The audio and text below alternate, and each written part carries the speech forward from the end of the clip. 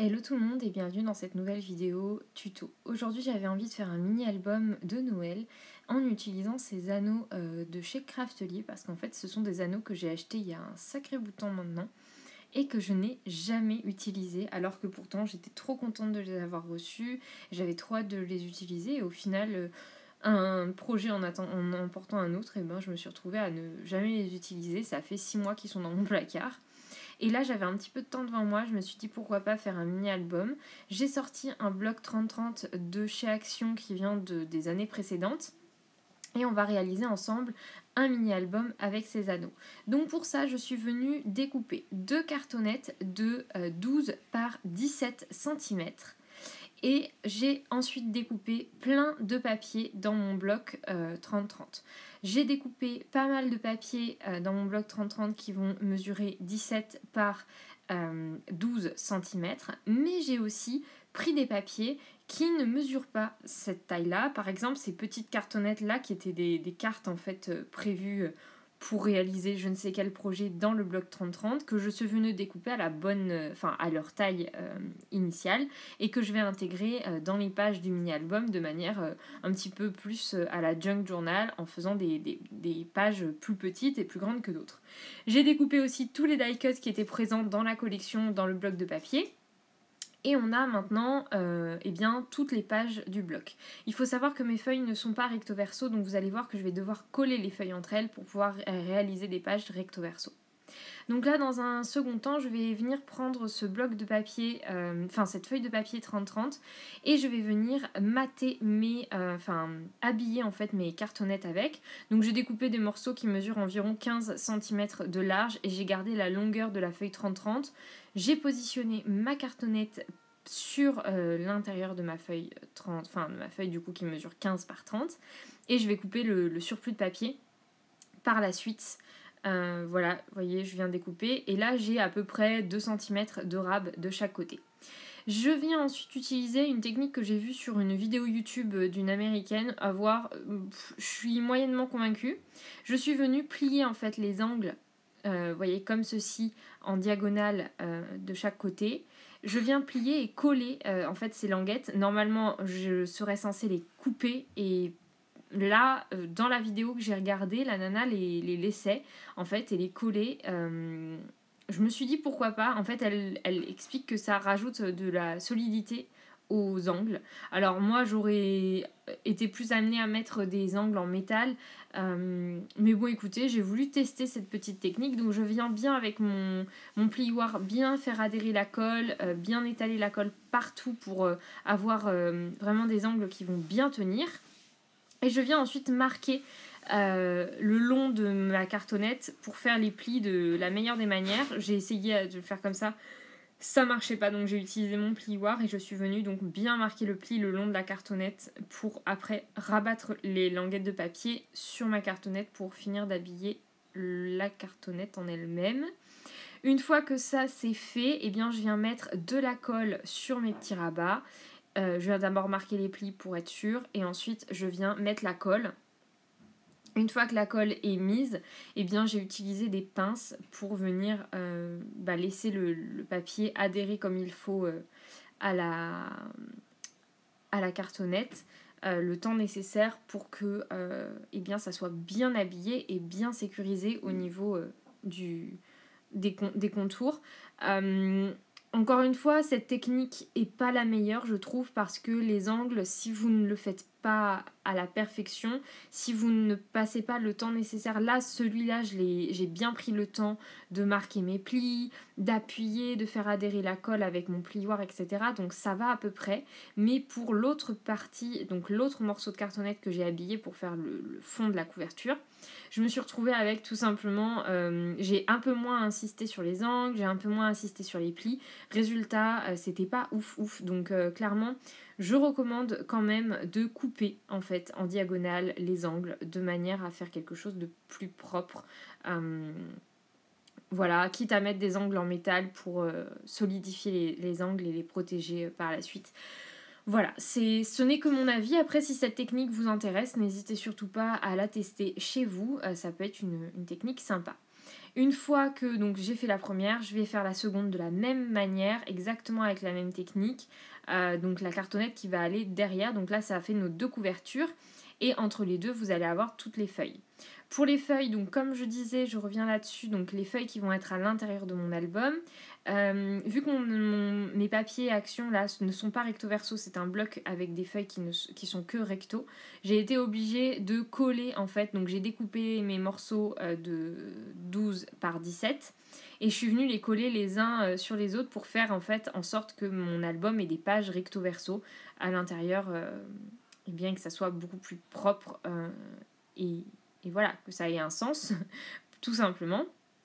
Donc là, vous voyez, je viens faire mes plis, tout bien marqué, et ensuite on passe à l'étape numéro 2 où on va venir faire adhérer la colle, bien marquer les plis, etc.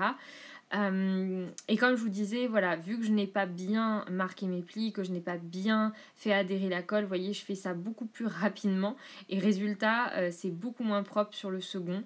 Je suis moins fan. Je pense que c'est une technique qui demande peut-être un petit peu plus de technique, justement, que celle que je fais. Après, je pense que chacune, on a nos manières de faire et les manières que l'on préfère. Moi, celle-ci, ça n'en est pas une. Je pense que c'est chacun qui voit ce qui lui convient le mieux. Voilà donc pour la couverture. On va passer maintenant à l'intérieur de l'album. Je vous laisse en image pour le moment où je vais coller mes pages, etc. Ah oui, je suis venue prendre des morceaux de 12 par 17 pour coller à l'intérieur, pour finaliser ma couverture tout simplement.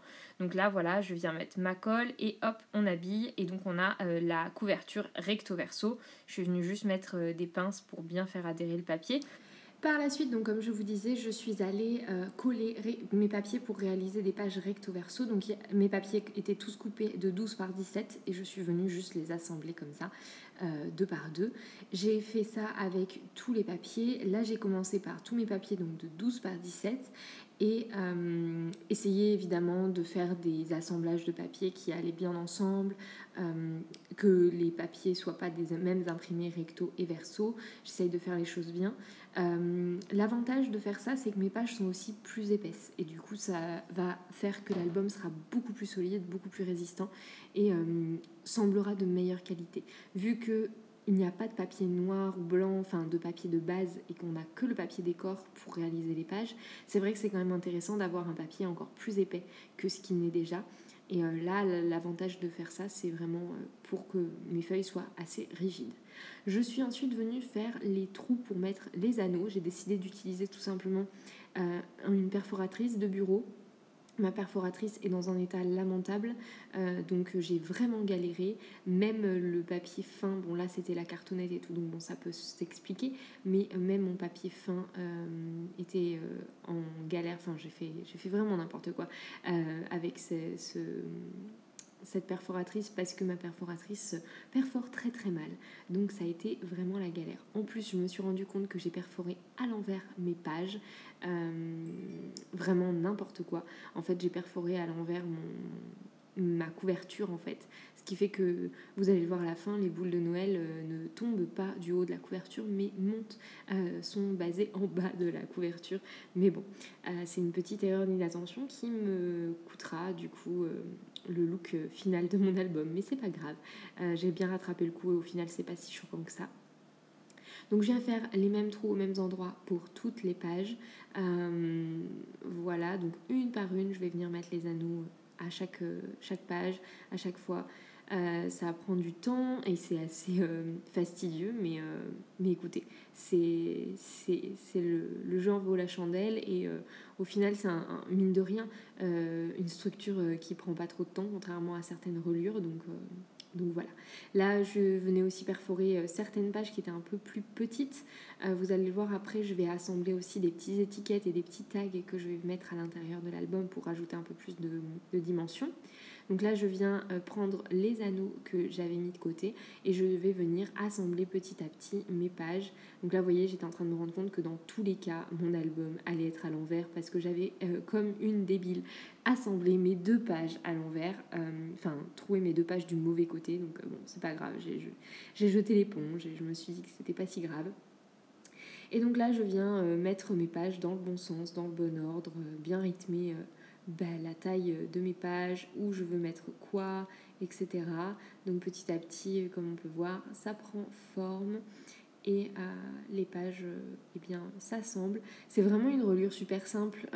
L'album, j'ai vraiment pas mis longtemps à le faire.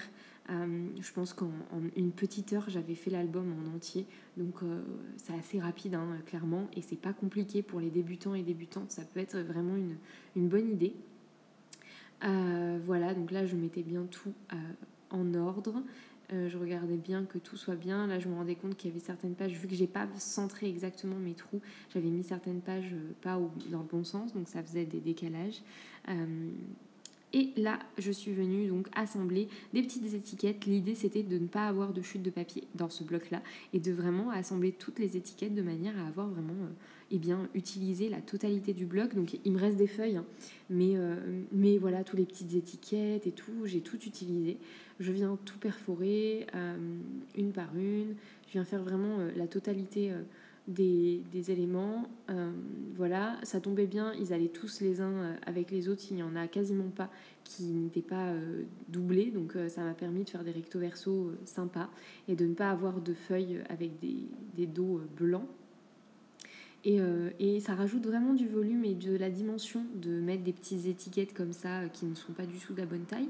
Et donc là, j'ai décidé de prendre vraiment toutes les feuilles, toutes les chutes de papier que j'avais et de toutes les coller recto verso pour être sûre d'avoir absolument toutes les feuilles qui soient utilisées, de ne pas avoir de chute de papier comme je vous le disais. C'est vrai, c'était vraiment une volonté de ma part et je suis très contente d'avoir réussi parce que cette structure permet de ne pas jeter de papier, de ne pas avoir de gâchis de papier, donc autant en profiter. Ça a pris un peu de temps, le temps de tout assembler, mais je me suis vraiment éclatée à le faire. Et encore une fois, pour les débutants et débutantes, je vous recommande fortement de tenter de faire cet album si jamais vous êtes en quête d'albums simples à réaliser. Là, vous êtes sur un album très simple. Ensuite, dernière petite étape, une fois que j'avais fini d'assembler la totalité de mes pages, c'était de choisir des découpes bois pour faire ma couverture. Donc là, je venais chercher un peu les éléments. J'ai décidé de mettre ce beau flocon et j'ai trouvé une découpe qui dit « c'est une année mémorable ».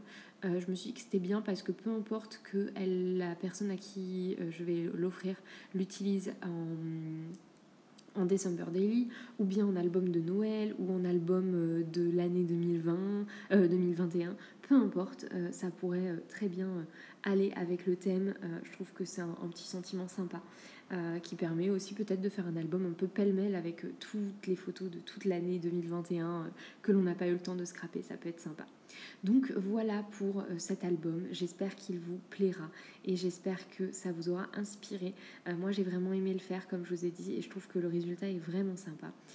Donc n'hésitez pas à me mettre sur les réseaux sociaux des photos de vos albums respectifs et de ce que vous avez pu faire avec ce type de structure. Moi en tout cas je suis très contente d'avoir réalisé cet album.